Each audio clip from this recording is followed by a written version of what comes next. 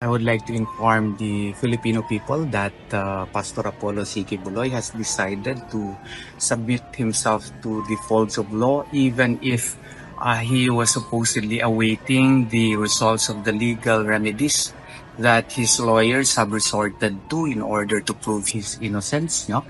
Why did he do this? He did this simply because of the fact na ayaw na niyang hindi na niya matiis pa ng kanyang puso na makita yung kanyang mga followers whose rights are being trampled upon, no? Where the arrest warrant has been converted into a license to turn the KOJC compound into a police garrison, no? Where his beloved cathedral, no? The KOJC cathedral has been turned into a command post of the police, where the JMC school has been converted into a mining pit, no? And one of his members died, scores got injured, and his vehicles, or the company's vehicles affiliated with him, have been illegally confiscated, no? All of which were factors why he decided to surrender. It was really a surrender, not an arrest, no? And in my post, Pastor Apollo C. Kibuloy decided to extend his heartfelt gratitude to the Philippine Army, no? Specifically the ISA, who actually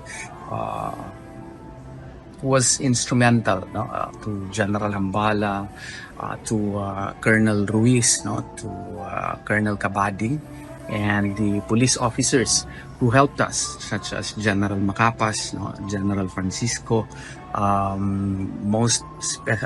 would like to make mention also of retired Colonel Sosa and Colonel Chulijun Kaduyak, Major Edgardo Bahan, Colonel Mangahis, no? And most especially the good general, no? Major General Benjamin Silo of the Eastern Command of the PNP, because they were really instrumental in convincing Pastor Apollo C. Kibuloy to submit to the folds of the law.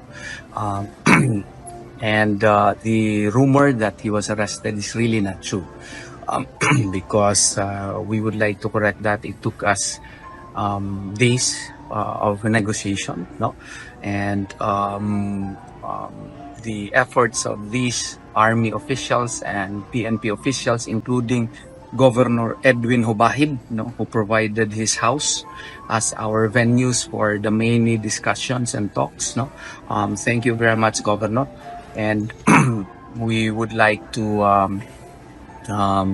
appeal to everyone who have been providing fake news that he got arrested. It's not true.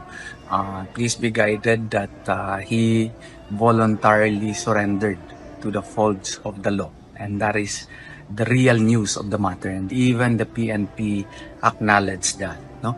So I have to clarify that, because Pastor Apollo C. Kibuloy was constrained to do this because, as what I have said, naaawa na talaga siya sa kanyang mga followers po and members po.